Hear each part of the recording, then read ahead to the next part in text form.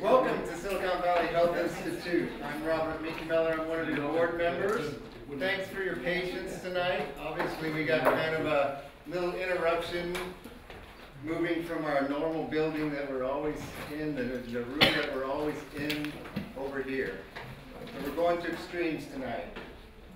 Thank you for joining us. How many people are new? Welcome. That's wonderful. We're very happy to have you. Silicon Valley Health Institute is a nonprofit. We've been around for a long time, since the 90s. So we're all about giving you cutting-edge information about health and bringing world-class experts like Bob Marshall. And we have a few other technical people that are here also answering questions.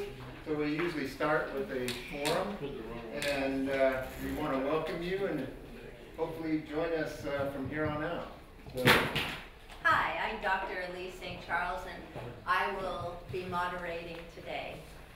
We're going to be calling in. Do we need this? Yeah, you're going to need it. Yeah. Oh, yes, we need it in order to film.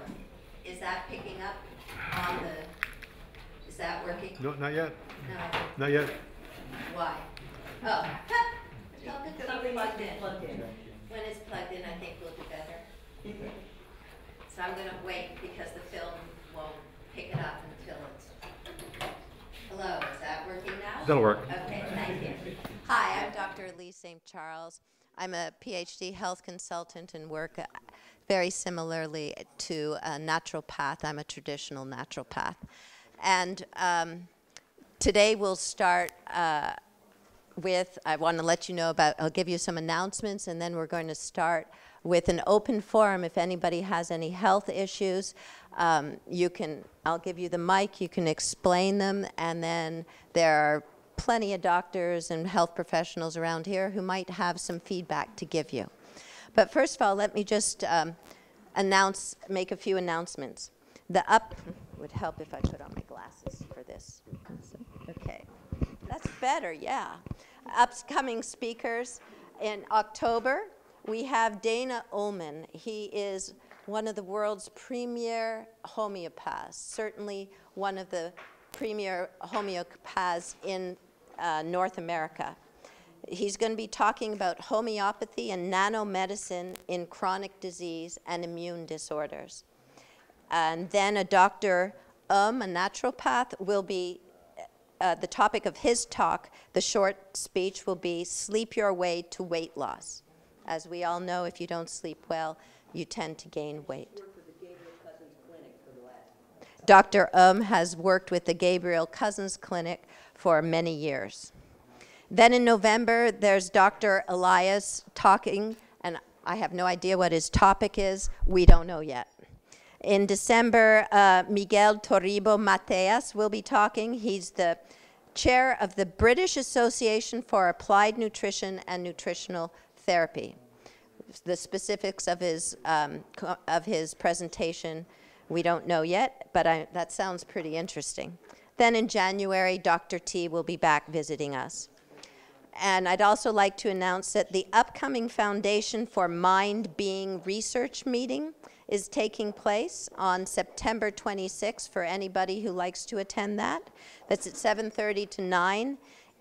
And the speaker will be Michael Cremo. His topic is The Hidden Archaeologist, and that's at the Unity Church in Palo Alto. If you need more information, it's actually, all of these announcements can be found on the Silicon Valley Health Institute website. This is from the newsletter. So if there is anything that piqued your interest, you can get more information on the website. And to find the website, Silicon Valley Health Institute, Google it, it'll come up. I won't go in, we'll be doing our speakers in a second, but first let's open this up to anybody's or everybody's health concerns. And is there anybody here who has a question they'd like to put out to the public for some ideas? And of course, our speaker might very well answer. You have a question, sir?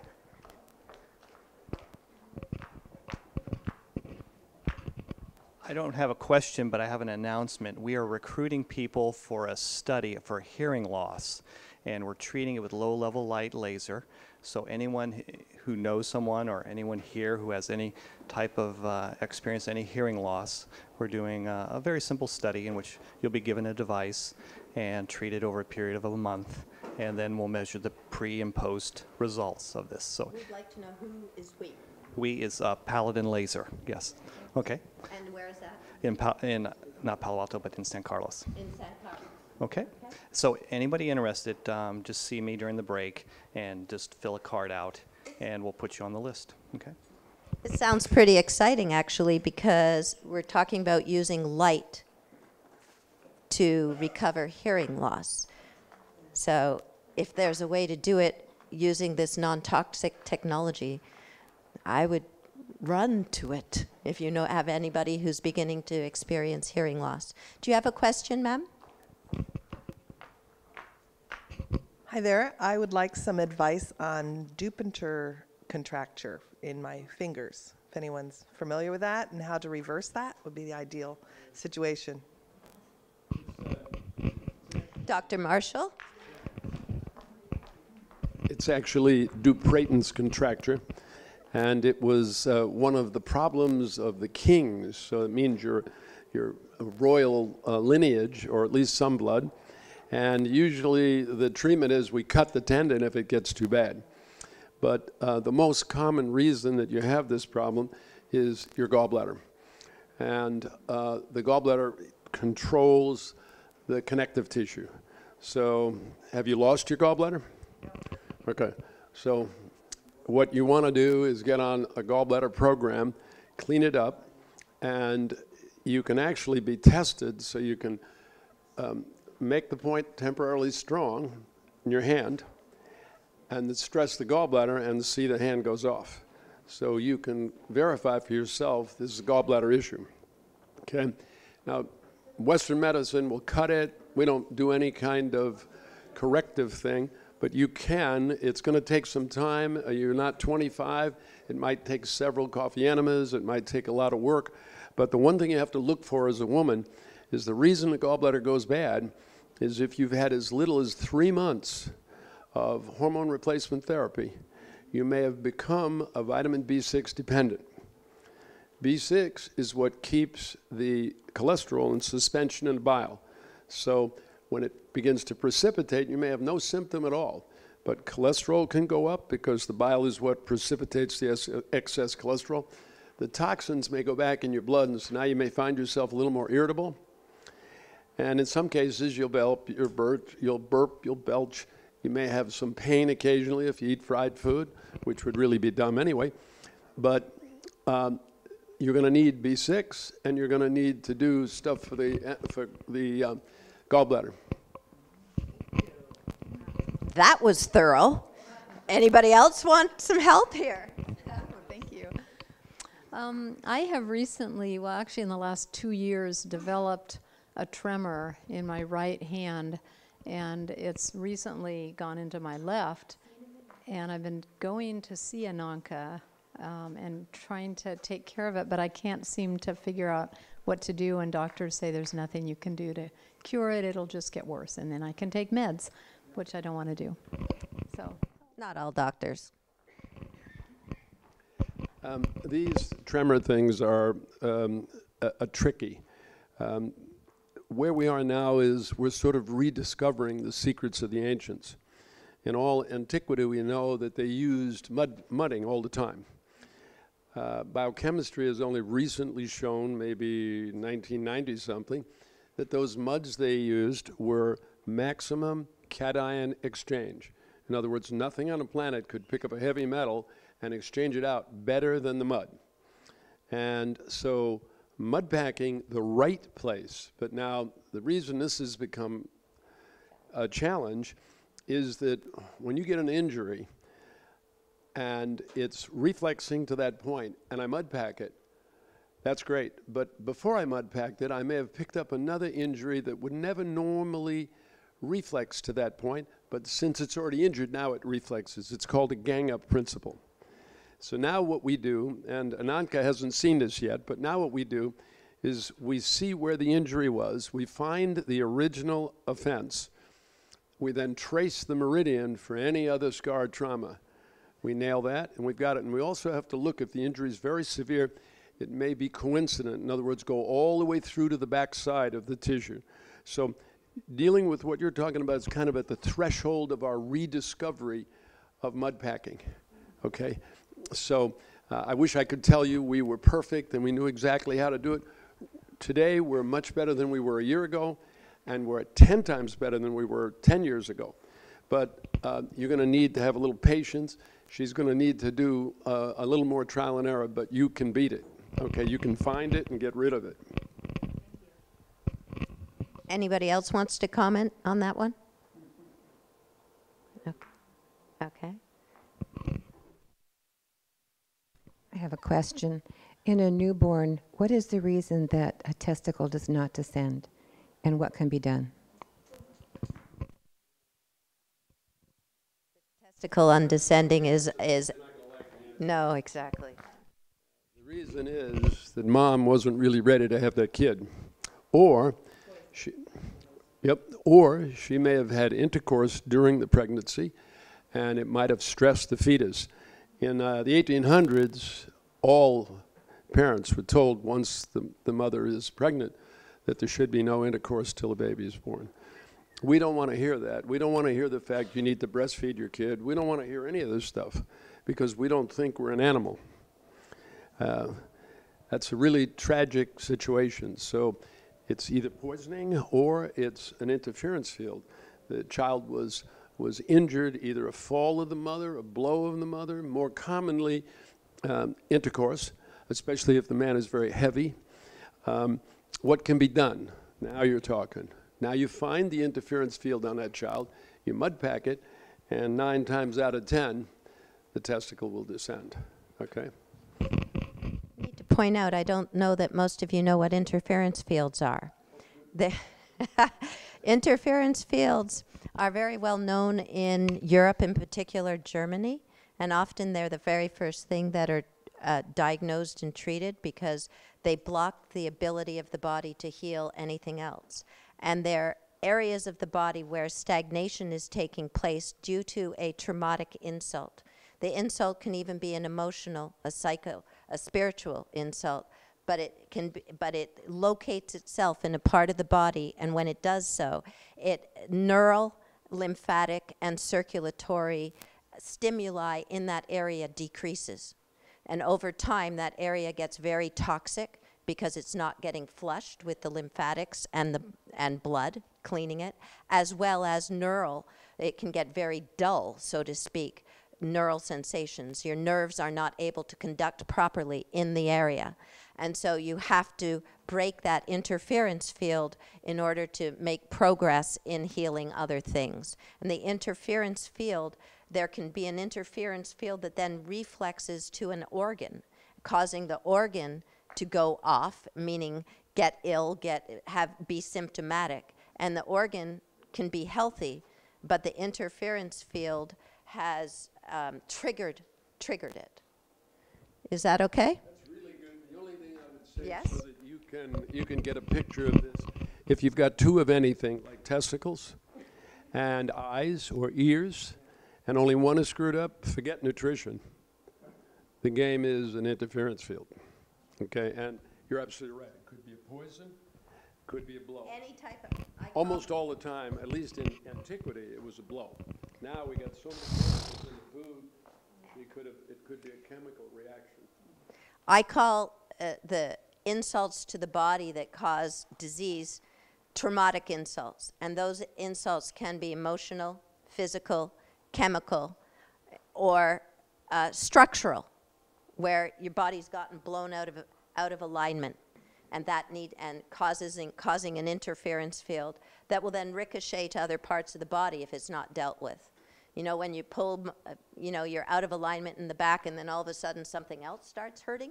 Your knee starts hurting, but it started in your back. Of course, that makes sense, but now we understand why. Would you like this? He needs to use it. Doesn't that also mean it's not poison?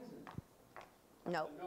No, not at all. Unfortunately, the poison can get Sorry. Would you like to repeat? Sure. So that we can if it's, you know, if it's in one and not the other, and that means it's not nutrition, doesn't the same reasoning tell you it's not poison? Now for Dr. Marshall's response.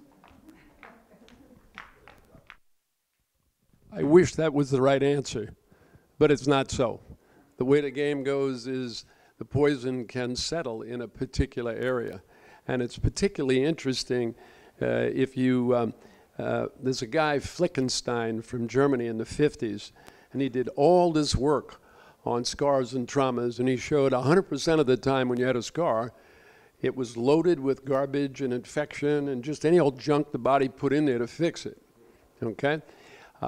Because the nature of scar tissue is an interference field. There's poor circulation to it. It's scar tissue. There's no lymphatic flow in scar tissue. So you could have had a blow or a trauma that you're not even aware of. There's no scar, there's nothing. One of the worst things that I see now is you get a seatbelt trauma where the airbag goes off, and right from here all the way down to the end of your rib cage is a huge interference field. You start having gallbladder issues, you start having stomach issues, lung issues, and it's all a mystery. Nobody knows what it is. And there's no mark on the body.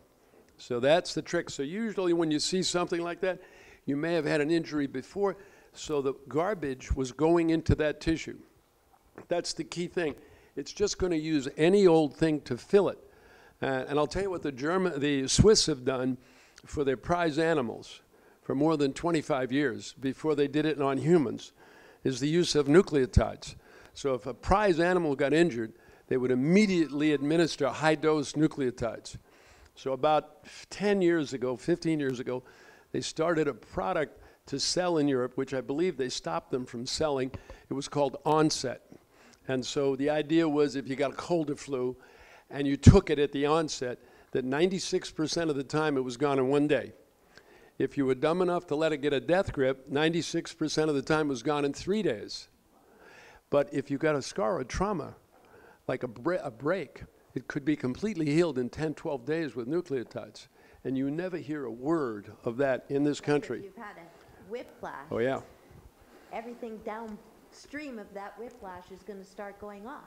So the moral of the story is, you have a surgery, you're going to have anything like that, start taking some before, take it heavily after. So instead of loading garbage, whatever the body has in that scar tissue, you get a healing that's almost no scar tissue, if any at all, like a little child. And also the mechanisms by which we remove the scar tissues. I've had amazing success with cesarean sections. A lot of women get very heavy here because of that interference field. There's a cut right across there, and then you see these skinny little legs. Perfect sign of an interference field. No nutrition getting into the legs and the digestion stopping. Okay, you remove that interference field, all of a sudden women get orgasmic again. They can actually feel their genitals. They start pooping better. You name it. Everything goes better. It is. This is the conception, they basically cut the governing and conception vessels, the main vessel meridians in the body. You can imagine what the long-term consequences of that are. So there are mud packs that Robert Marshall's company provides that have to be done with a practitioner that help to open these interference fields and allow the flow of qi throughout the body. One last thing on interference fields, they're very slow acting. So for example, a woman could have a baby and tear rectally, vaginally, so she's had an episiotomy, they sew her up and everything's fine. And 30 years later, she has left leg edema. And of course, it's a mystery. You mud pack that scar, you support kidney for 3 or 4 months, there's no more leg edema, no other thing needs to be done. In other words, it's a complete, I'm never allowed to say this word, cure. Cure.